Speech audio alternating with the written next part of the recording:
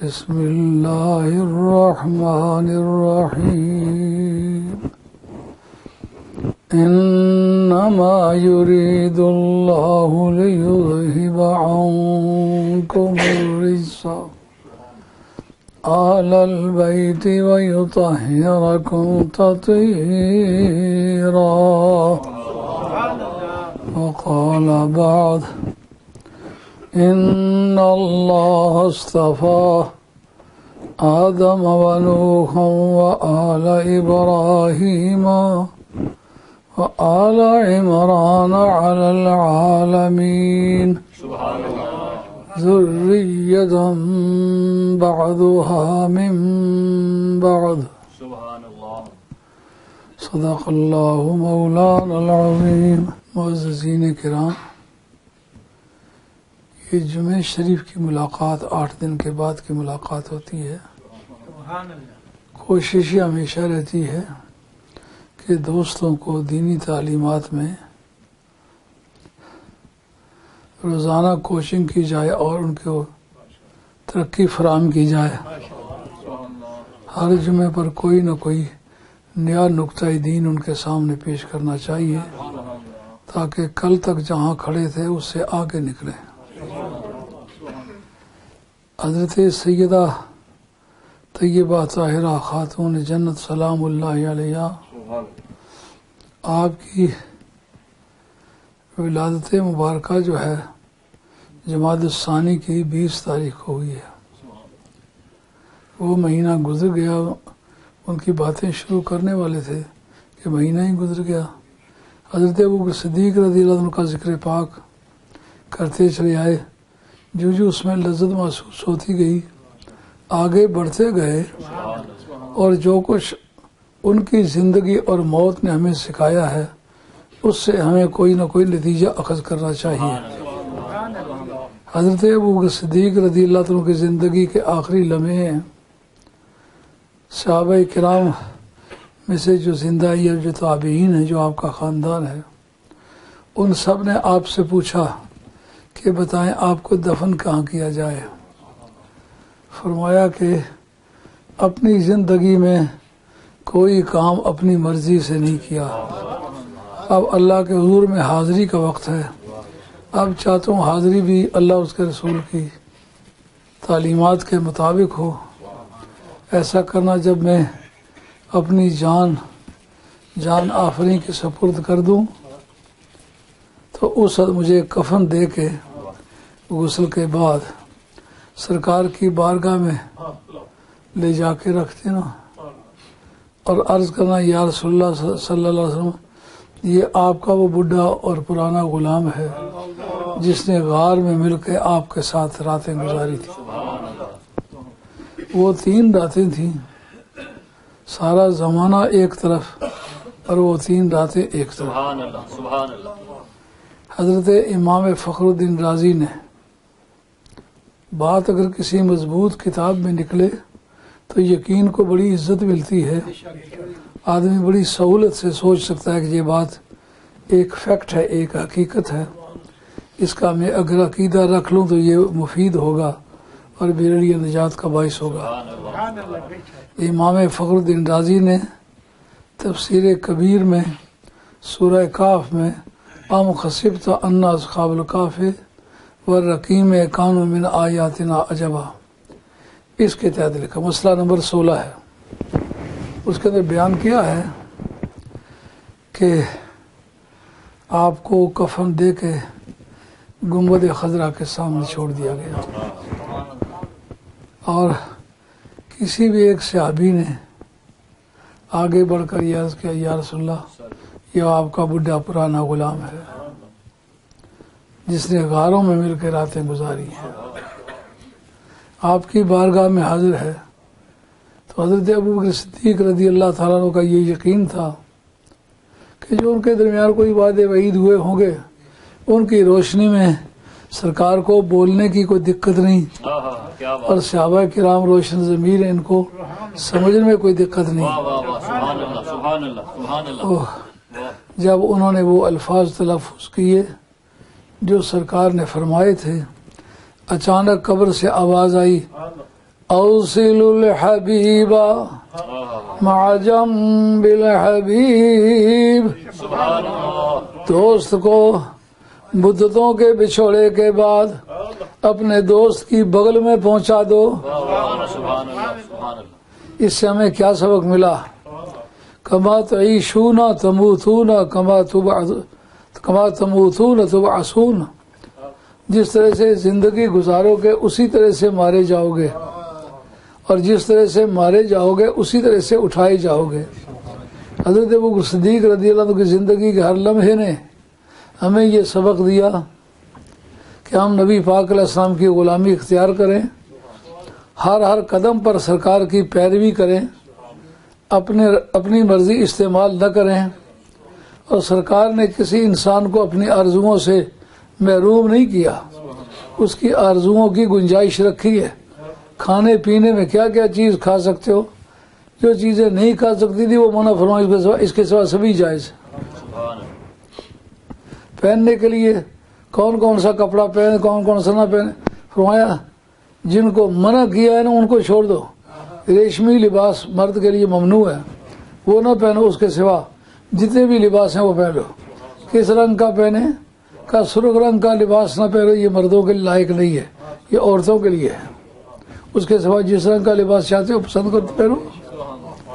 اس طرح حضور نے جو سنت کی پابندی لگائی ہے اس میں ایک فارمولہ ہے جس کو یاد رکھ لیا جائے تو کافی مدد ملتی ہے. اس فارمولے کا انکشاف کیا ہے سید شریف جرجانی نے، جن کا سن وفات 816 ہے. جرجان کے رہنے والے ہیں، حسنی سادات میں سے ہیں، عقیدے کے لحاظ سے بہت سخت قسم کے آدمی ہیں. اس کو محبت کے غلبے کا ان کے وہاں سوال نہیں پیدا ہوتا.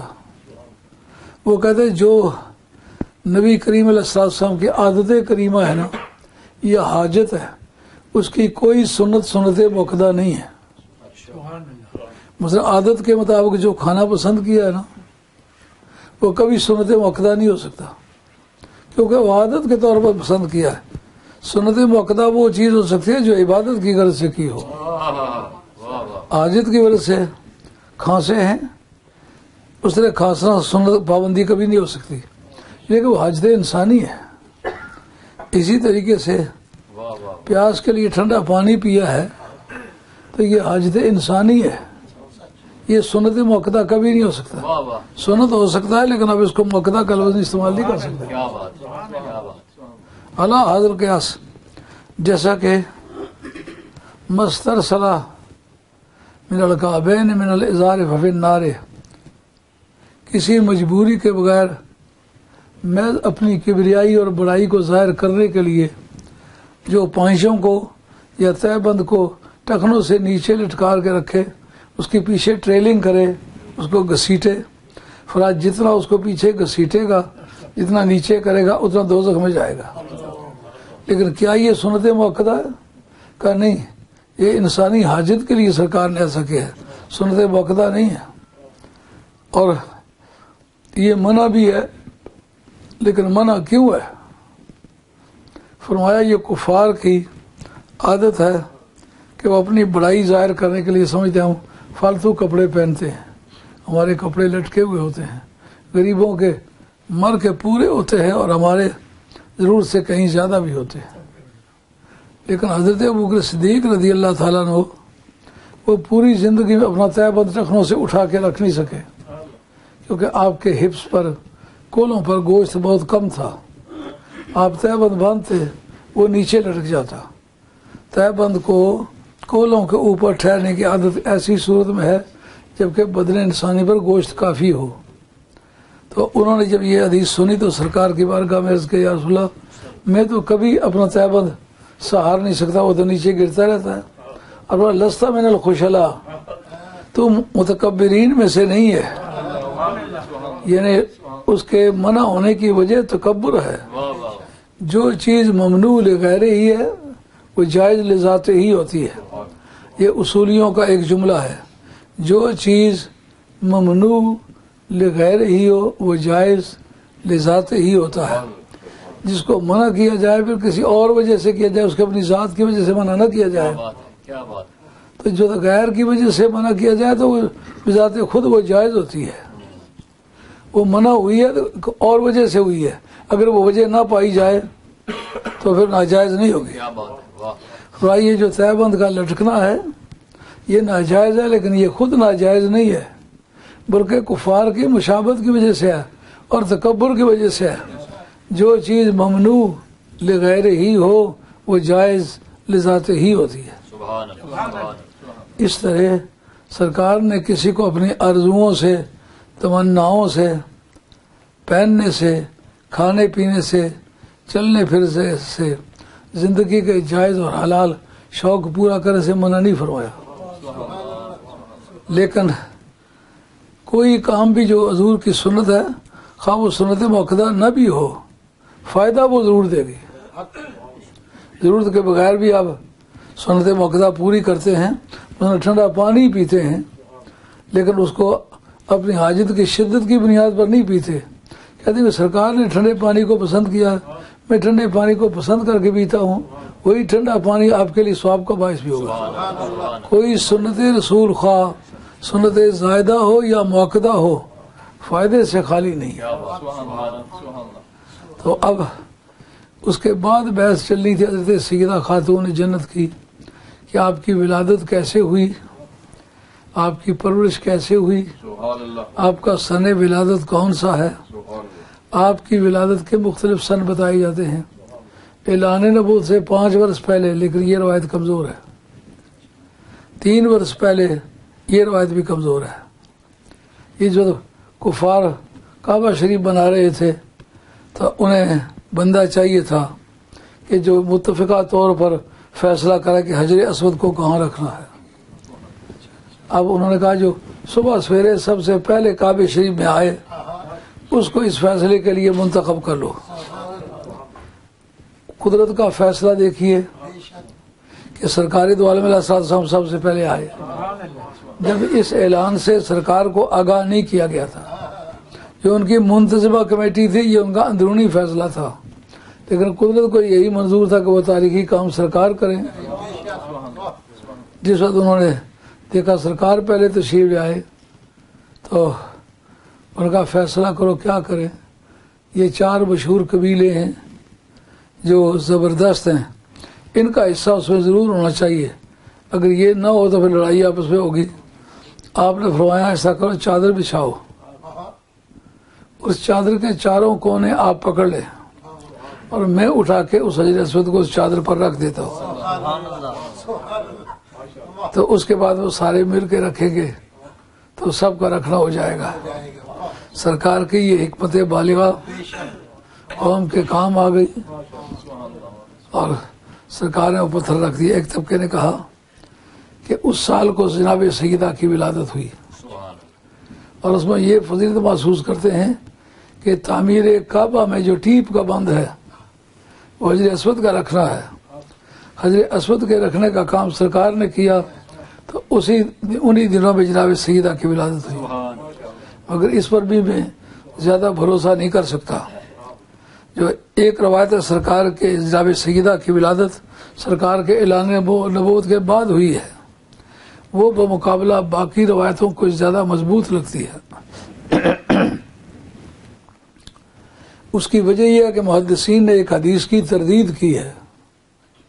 وہ کس طرح تردید کی ہے کہ جناب سیدہ دو عالم علیہ السلام نے فرمایا کہ اے سیدہ خاتون جنت، اے ملی اے ملی اے ملی، عمل کرو عمل کرو عمل کرو، فإنی لا اغنی عنک من اللہ شیئا، میں قیامت کے میدان میں آپ کو کچھ فائدہ نہیں پہنچا سکتا۔ یہ جملہ انہوں نے حضور علیہ السلام کے طرف منسوب ہوتا ہے۔ اس پر محدثین نے گفتگو کی ہے، خاص طور پر ابن ابی شمرہ نے۔ یہ مغاربہ میں سے ایک عالم دین ہے جو محدث ہیں۔ بہجت النفوس انہوں نے کتاب لکھی، 4 جلدوں کی ہے۔ بخاری کا غالباً سب سے پہلا حاشیہ یہی ہے۔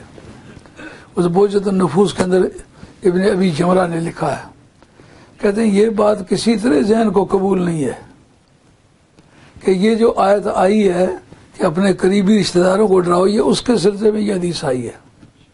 وہ کیا تھی؟ کیا میرے محبوب اکثر اقرب الاقربین، آپ اپنے قریبی رشتہ داروں کو ڈرائیے، اکثر اقرب الاقربین، آپ کے جو قریبی رشتہ دار ہیں ان کو ڈرائیں۔ تو قریبی رشتہ داروں کو ڈرانے کا حکم اس وقت ہوا ہے جب تیسرا سال نبوت ہے، حضور نے اعلان نبوت کیا ہے، اب اس کا تیسرا سال ہے۔ وہ انذر عشیرتک الاقربین کی آیت اس وقت نازل ہوئی ہے تیسرے سال نبوت میں۔ تو تیسرے سال نبوت میں جناب سیدہ 3 سال کی ہوئی ہوں گی۔ جو بالغہ ہیں، جو شادی شدہ ہیں، ان کو نہ کہیں کہ میں تمہیں کوئی فائدہ نہیں پہنچا سکتا، اپنے عمل خود کرو۔ جب بالغہ کو نہ کہیں تو ابھی جو معصوم ہے، جو سمجھتی کچھ نہیں، اس کو کہنے کے کیا معنی ہے؟ اس پر انہوں نے بہت زور دیا اور یہ بات بنوا کے چھوڑی ہے کہ یہ صحیح کہتا ہوں کہ اگر بالغہ ہوتی، مکلف ہوتی، ڈیوٹی فل ہوتی، تو ڈیوٹی فل کو تو ڈیوٹی دینا صحیح ہے۔ ایک شیر خوار بچے کو کہنا یار کل وقت پر کارخانے میں کام کو جانا ہے، تو شیر خوار بچہ تو اس کا مخاطب نہیں ہو سکتا نا۔ یہ تو جس کو آپ نے کام دیا وہ اس کو کہہ سکتے کہ کام پر آؤ۔ ایک بات۔ دوسری بات، اس وقت آپ کی پھوپھی صاحبہ ہیں، آپ کی بڑی بیٹیاں ہیں، جناب سیدہ زینب کے ساتھ شادی ہوئی ہے، ان کو نہ کہیں کہ اپنے عمل کرو، میں تمہارا کچھ نہیں سنبھال سکتا۔ تو خاتون جنت جو نابالغہ ان کو کس سے کہا جا سکتا ہے؟ لیکن کوئی محدث ان کے مقابلے میں یہ نہیں کہہ سکے وہ بالغہ تھی، وہ مخاطب ہو سکتی تھی۔ اور علامہ بدر الدین عینی نے تو عمدۃ القاری شرح بخاری میں اس آیت کے تحت وَلَسَوْفَ يُعْطِيكَ رَبُّكَ فَتَرْضَىٰ یہ دعویٰ کیا ہے کہ یہ احادیث منسوخ ہے۔ ان آیتوں کے آنے سے پہلے یہ بات ہونا ممکن ہے، لیکن جب بعد میں رب نے کہا کہ محبوب روٹھنا تیرا کام ہے، راضی کرنا میرا کام ہے، دنیا دیکھے کہ تو روٹھنے میں کامیاب ہو جاتے یا ہم راضی کرنے میں کامیاب ہو جاتے ہیں۔ تو حضرت سیدہ خاتون جنت کی طہارت کے بارے میں بڑی واضح بات یہ ہے کہ ایک بھی محدث ایسا نہیں جو کہ جناب سیدہ کی ولادت کے وقت خون برآمد ہوا تھا۔ آپ پیدا ہوئی تو مائی صاحب کا بدن ناپاک نہیں ہوا، آپ کا بدن بھی صاف ستھرا ہے، مائی صاحبہ کا بدن بھی صاف ستھرا ہے۔ تو جن کو تطہیر کی چادر رب نے پہنائی ہے ان کے ابتدائی مقدمات میں یہ ایسے نشانات رکھے ہیں کہ ہر ذی شعور کو ماننا پڑے کہ وہ مانوی طور پر بھی پاک ہے اور جسمانی طور پر بھی پاک ہے۔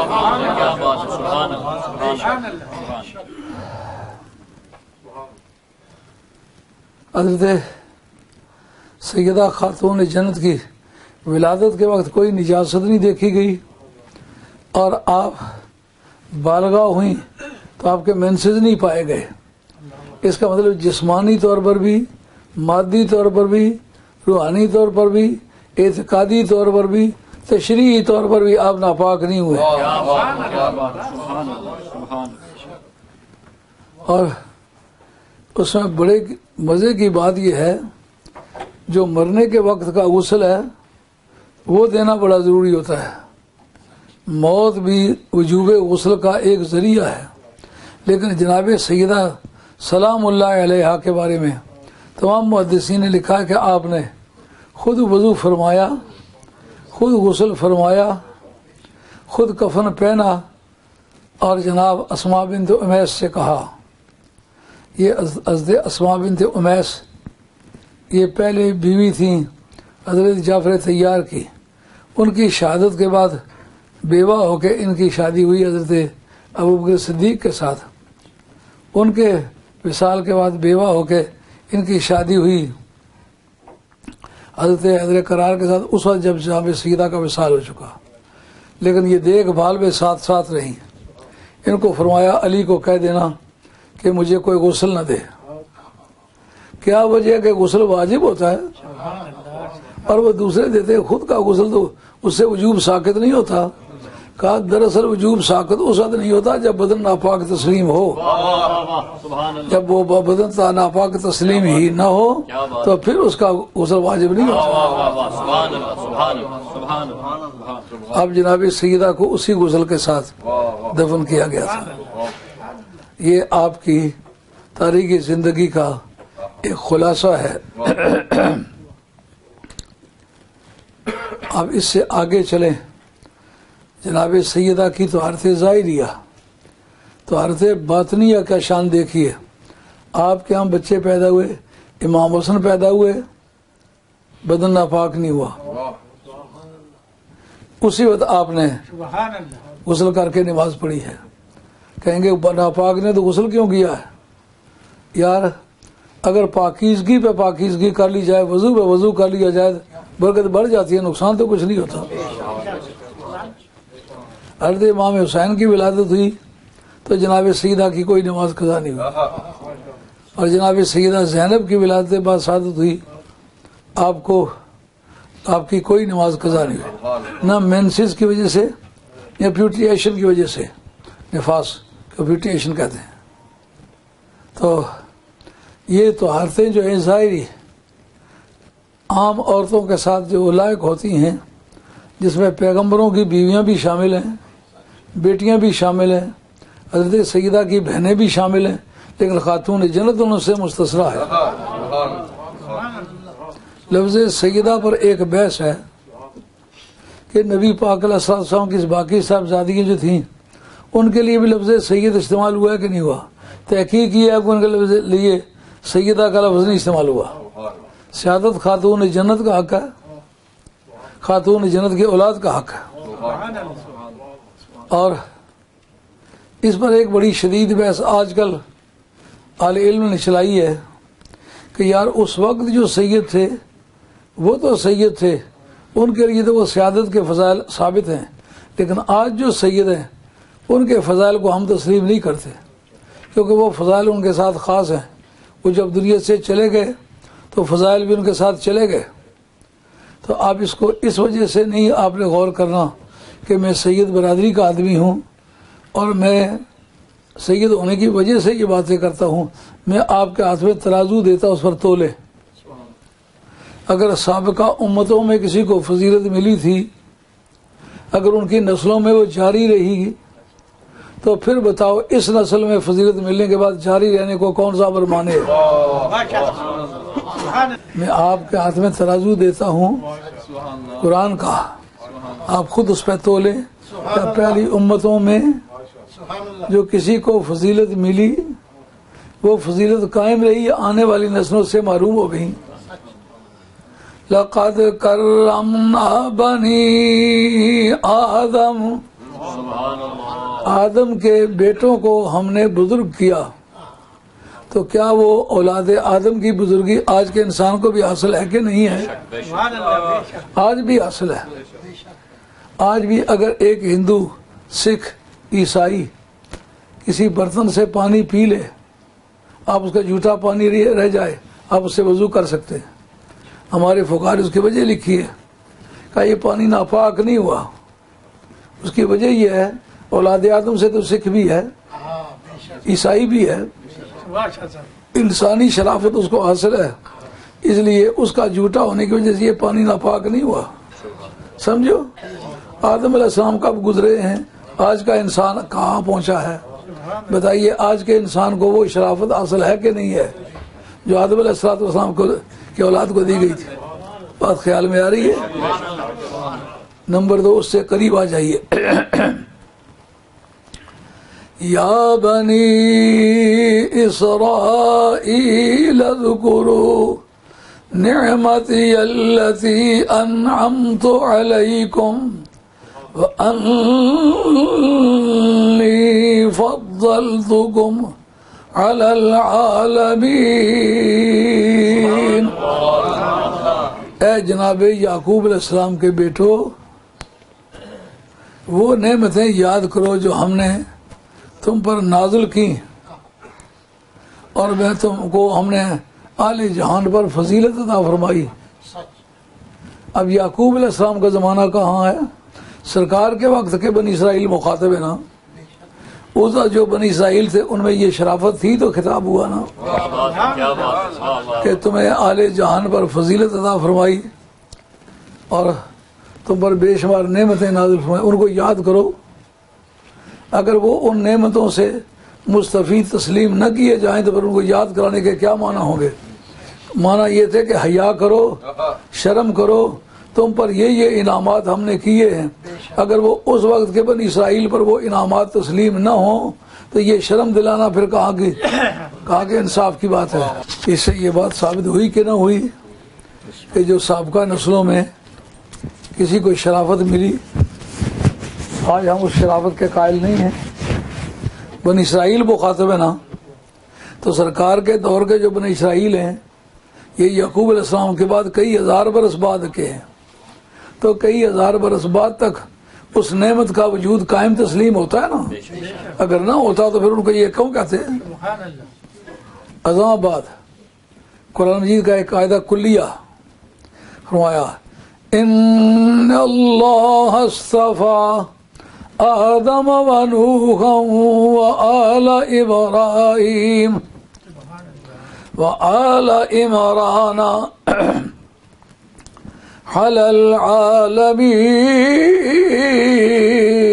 العالمین ذریۃ بعضها من بعض۔ قرآن کہتا ہے اللہ نے چن لیا آدم علیہ السلام کو، نوح علیہ السلام کو، آل ابراہیم کو، آل عمران کو۔ نوح علیہ السلام بھی پیغمبر ہیں، آدم علیہ السلام بھی پیغمبر ہیں، ابراہیم علیہ السلام بھی پیغمبر ہیں۔ عمران تو کسی کے نزدیک بھی پیغمبر نہیں ہیں، بزرگ ہیں، ان کی اولاد کو چن لیا، لیکن وجہ بتلائی کیوں چنا ہے؟ نمازی تھے، کہا نماز کی وجہ سے نہیں چنا۔ روزے دار تھے، کہا روزے کی وجہ سے نہیں چنا۔ حاجی تھے، کہا حج کی وجہ سے نہیں چنا۔ کہا بہت سخی تھے، کہا اس وجہ سے نہیں چنا۔ پھر چناؤ کی وجہ کیا؟ کوئی وجہ تو ہوگی۔ فرمایا ذریۃ بعضها من بعض، ان میں سے بعض کی اولاد ہیں، ان کی اولاد ہونے کی وجہ سے چنا ہے۔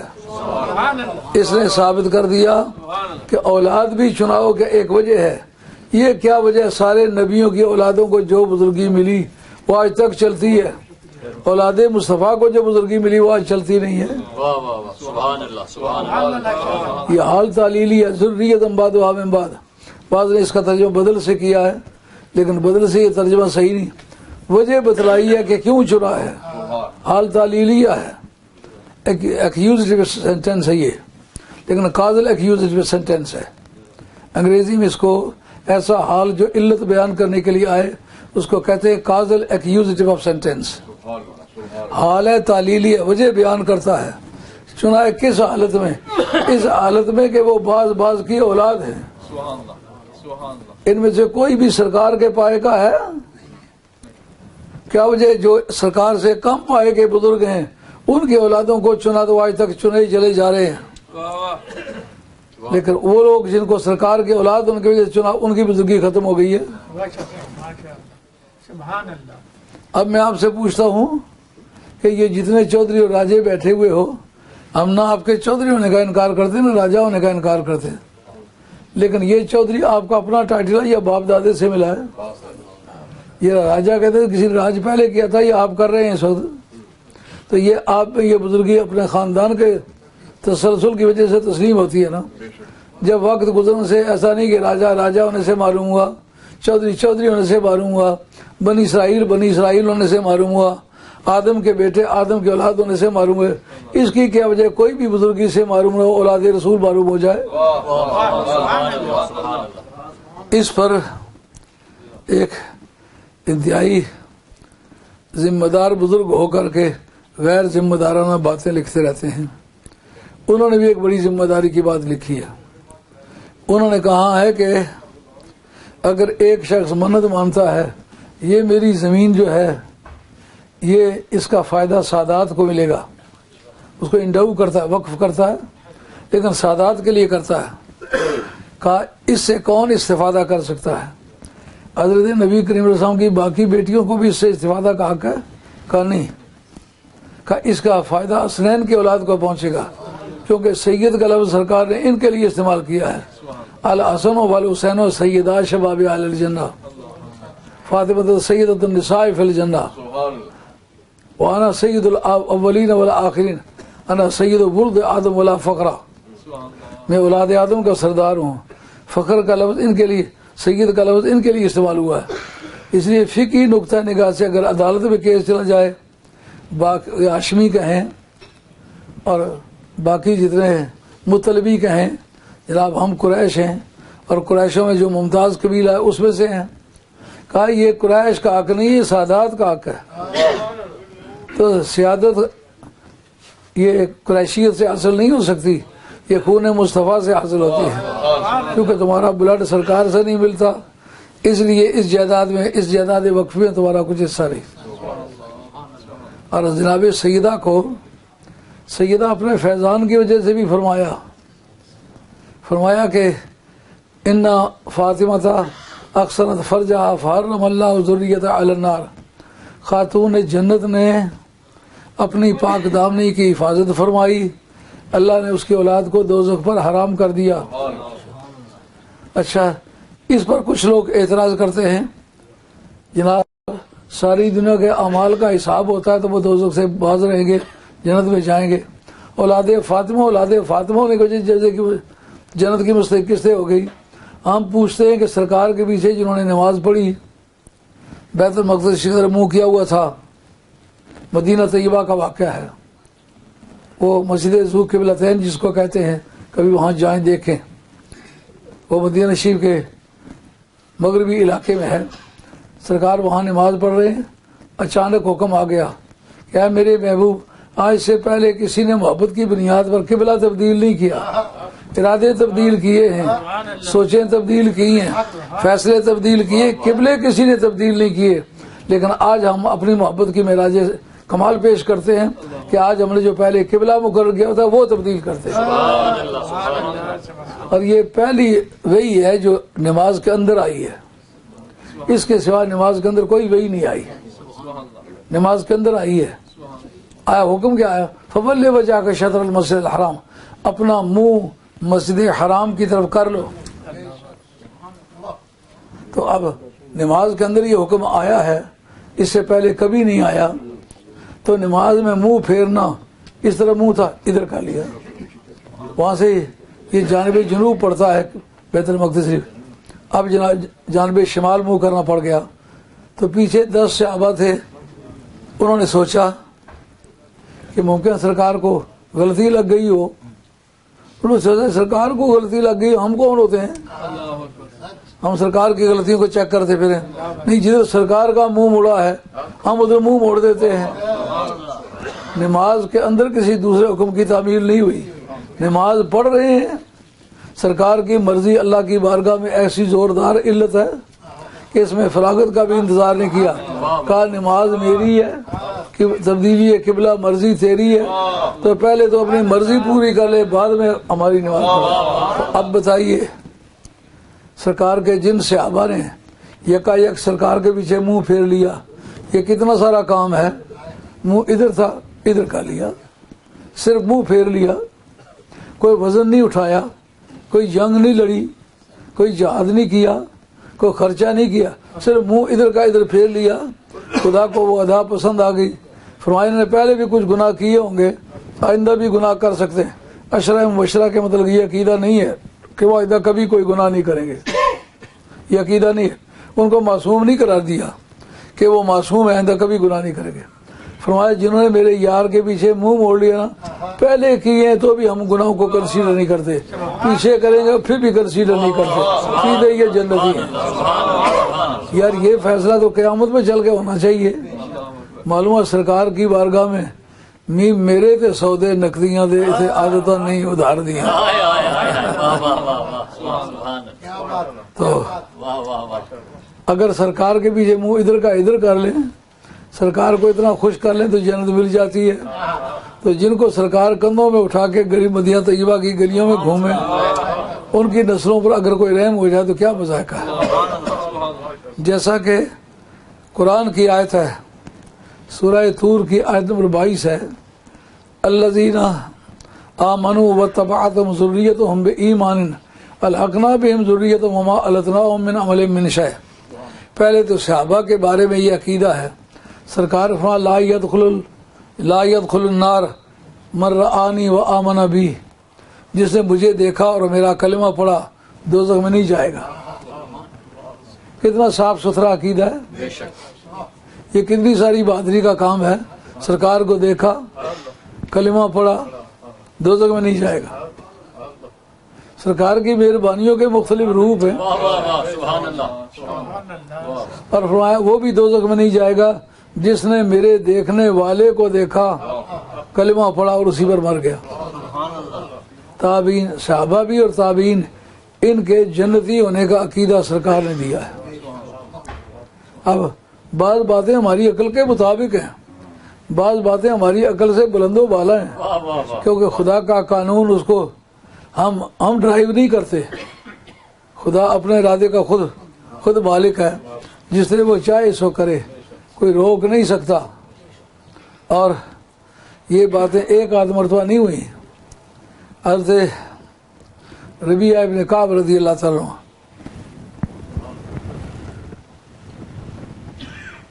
چلو ایک بات یہ سرکار کے پیار کی عرض کر دو، ٹائم ختم ہو رہا ہے. سرکار کو رات کا وضو کرایا، سرکار کو پیار آیا. سل توتا، مانگ جو کچھ مانگتا ہے توتا دیا جائے گا. ہمارے عربک میں جو لنگوسٹک سائنسز ہیں ان میں سے ایک علم ہے جس کا نام ہے علم معانی. اس کے اندر 3 جزو ہیں، ایک علم بدیع ہے، ایک علم بیان ہے، ایک علم بلاغت ہے. تو ان تینوں علموں میں یہ بحث ہے کہ جس ٹرانزٹ ورب ذکر کیا جائے اس کو آبجیکٹ ذکر نہ کیا جائے، اس میں ایبسولوشن ہوتی ہے، عموم ہوتا ہے، اطلاق ہوتا ہے، کوئی ریسٹرکشن نہیں ہوتی. مانگ تو دیا جائے گا. مانگ فعل متعدی ہے نا، جب آپ کہیں گے مانگ تو بیٹا سمجھے گا نا ابا مجھے کچھ دینے کے لیے چاہتا ہے. تو نہیں پوچھا کہ کیا مانگ، اس کا مطلب یہ ہے کہ باپ نے کھلا رینج دیا ہے، مانگنے کا حد نہیں مقرر کیا. تو باپ کا رینج اور ہے، رسول کا رینج اور ہے. مانگ جو کچھ مانگتا دیا جائے گا. اس صحابی کا کہتے ہیں اسألوکا مرافقتکا فی الجنہ، یا رسول اللہ آپ سے مانگتا ہوں، آپ کو مانگتا ہوں، جنت میں مانگتا ہوں. صحابی کا عقیدہ پہلے دیکھیے کہ سرکار کو وہ جنت کا مالک تسلیم کرتے ہیں. دینا لینا سرکار کی مرضی کی بات ہے. آپ سے مانگتا ہوں، جنت کو مانگتا ہوں، جنت میں آپ کو مانگتا ہوں، آپ سے مانگتا ہوں، جنت میں مانگتا ہوں. اگر کوئی آدمی قانون دان بیٹھا ہوا ہے، آپ دیکھتے ہیں ایکرنس کے بعد جو کرمنل پروسیجر کوڈ ہے اس کے اندر پٹواری کو بلا کے نقشہ کیوں بلاتے ہیں؟ نقشہ موقع واردات تعین کر لیتا ہے. جب کہتے ہیں یا رسول اللہ آپ سے آپ کو مانگتا ہوں اور جنت میں مانگتا ہوں، اس میں سرکار کے صحابی کا لیگل وزڈم جانیے. نقشہ موقع واردات کیا بنا رہے؟ جنت میں آپ کو مانگتا ہوں. جنت بیچ میں مانگی گئی کہ نہیں، لیکن صحابی کا ٹارگٹ جنت نہیں ہے. صحابی کا ٹارگٹ جو ہے وہ سرکار کا وجود مسعود ہے. اور وغیرہ ذالک، بس یہی کچھ، اور کچھ نہیں مانگتے ہو.